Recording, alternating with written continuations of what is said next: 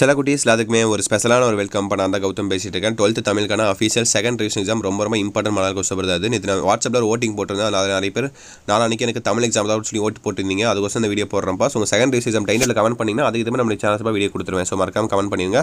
And நம்ம Gautham channel இன்னும் நிறைய பேர் புதுசாக பார்த்துட்டு இருக்கீங்க. ஸோ மறக்காம சப்ஸ்கிரைப் பண்ணிடுங்கப்பா. நியூ சப்ஸ்கிரைபர்ஸ் பண்ணிட்டு பெல் பட்டன் ஆல்ல கிளிக் பண்ணிக்கோங்க. அப்போ தான் நம்ம போகிற வீடியோ நோட்டிஃபிகேஷன் வந்து சேரும். அந்த கீழே கொடுத்துருக்க வாட்ஸ்அப் சேனலையும் மறக்காமல் ஜாயின் பண்ணிக்கோங்க. ஃப்ரீ ஆஃப் காஸ்ட்டில் எல்லா ஸ்டடி மெட்டீரியல்ஸும் உங்களுக்கு அதுதான் நான் ப்ரொவைட் பண்ணுறேன். ஓகேப்பா, சப்ஸ்கிரைப் பண்ணி ஜாயின் பண்ணிட்டீங்கன்னு நினைக்கிறேன். Let's get into the video. 14 1 mark அப்படியே பாருங்கள். சிற்பி பாலசுந்தர மணியத்தின் இளந்தமிழ பாடல் இடம் பெற்றுள்ள நூல் எதுன்னு கேட்குறாங்க. ஸோ இந்த மாதிரி நிறைய 1 மார்க் இருக்குது. நானும் கீழே கமெண்ட் பாக்ஸில் கமெண்ட் பண்ணுறேன் 1 மார்க் ஆன்சர். நீங்களும் பாருங்கள், படிங்க நல்லா. ஃபஸ்ட் 5 பார்த்துட்டிங்களா? அடுத்து 6 7 8 9 பாருங்கள். 6 7 8 9 பாருங்கள்.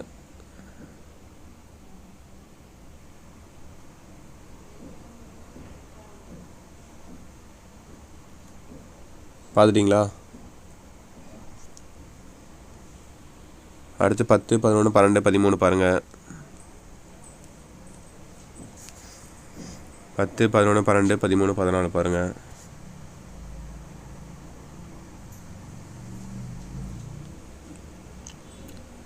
ஸோ 14 வரையும் பார்த்துட்டிங்களாப்பா? ஸோ அடுத்து 15 16 17 18 பாருங்கள். இந்த 4ல் நீங்கள் 2 3 எழுதுனா போதும், 1 சாய்ஸில் விட்டுக்கலாம். அதே போல் அடுத்த 3ல் 2 எழுதுனா போதும், 1 சாய்ஸில் விட்டுக்கலாம். நல்லா கரெக்டாக படித்து பார்த்து ஆன்சர் பண்ணுங்கள். ஓகேங்களா? சிம்பிளாக தான் இருக்கும் எல்லாமே. ஒரு நிறைய செயல் ஒரு நிறைய இந்த மாதிரி மாற்றி ரெண்டுமே கலந்து இருக்கும் 2 மார்க்ஸ்லாம். ஓகேவா? தமிழை பொறுத்த வரைக்கும் ஹேண்ட் ரைட்டிங் நீட்டாக மாதிரி பார்த்துக்கோங்க. அதான் முக்கியம். பப்ளிக் எக்ஸாம் எழுத போகிறீங்க 12th. ஸோ கடைசி எக்ஸாமாக தமிழ் எக்ஸாம் எழுத போகிறீங்க. ஸோ இன்ஜினியரிங்லாம் படிங்கன்னா அவ்வளோ இதுக்கு மேலே தமிழில் நீங்கள் படிக்க போகிறதில்ல. ஸோ வாழ்க்கையில் தமிழ் கடைசியாக நல்லா படிங்க. ஓகேவா? ஸோ அடுத்து உங்களுக்கான இலக்கண 2 மார்க்ஸ் பாருங்கள். மொத்தம் 9 கொடுத்து நீங்கள் 7 எழுதணும். அதில் 2 நீங்கள் சாய்ஸில் விட்டுக்கலாம். சிம்பிள் தான். கலைச்சொல் தருகள் இருங்க, அவ்வளோ. கலைச்சொல் தருக, சொற்களை பிரித்தும் சேர்த்தும் எழுதுக, பேச்சொல்கள் எழுத்துக மாற்றுக, ஏதேனும் ஒன்றுக்கு பகுதிகளும் தருக. இந்த 4 ஈஸி.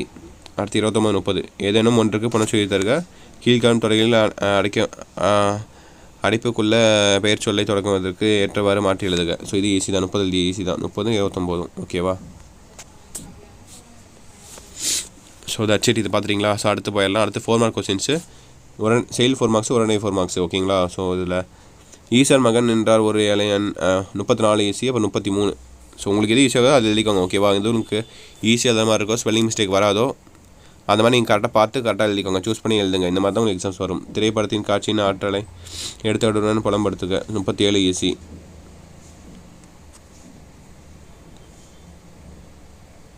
பண்டைய விரித்த குடும்பத்தின் தொடர்ச்சியே இன்றைய கூட்டு குடும்பம். ஸோ 36. ஸோ ஓனா கூட நீங்கள் அதெல்லாம் தட்ஸ் இட்.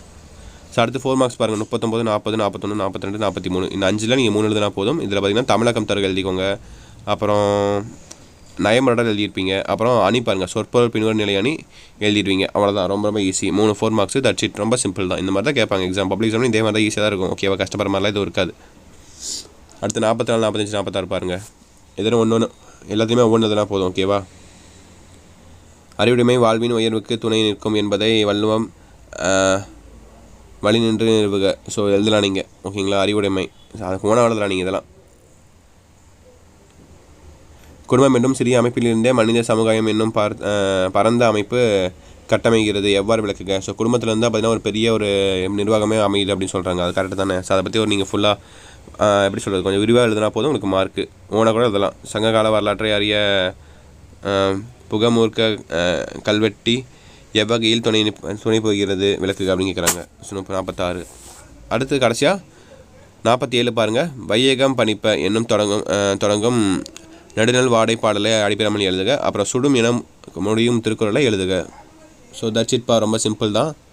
கண்டிப்பாக இந்த வீடியோலாம் உங்களுக்கு ரொம்ப யூஸ் வந்திருக்கும்னு நினைக்கிறேன். இந்த வீடியோ உங்கள் ஃப்ரெண்ட்ஸ் அண்ட் கிளாஸ்மேட்டுக்கு மறக்காமல் ஷேர் பண்ணுங்கள். அண்ட் நம்முடைய கௌதம் சேனல் இன்னும் நிறைய பேர் சப்ஸ்கிரைப் பண்ண பார்த்துருக்கீங்க. மறக்காமல் சப்ஸ்கிரைப் பண்ணிட்டு கீழே கொடுத்துருக்க வாட்ஸ்அப் சேனலையும் மறந்துடாமல் ஜாயின் பண்ணிங்கப்பா. மறந்துடாதீங்க. அண்ட் உங்கள் second revision exam time table comment பண்ணிட்டு உங்களுக்கு ஏதாவது டவுட்ஸ் இருந்தால் அதையும் கமெண்ட் பண்ணுங்கள். ஓகேப்பா. தட்ஸ் இட் நினைக்கிறேன். Wish the very all the best. Exam நல்லபடியாக எழுதுங்க. ஓகேங்களா? ஓகே சில குட்டீஸ். பாய் ஸ்டூடெண்ட்ஸ். பாய்.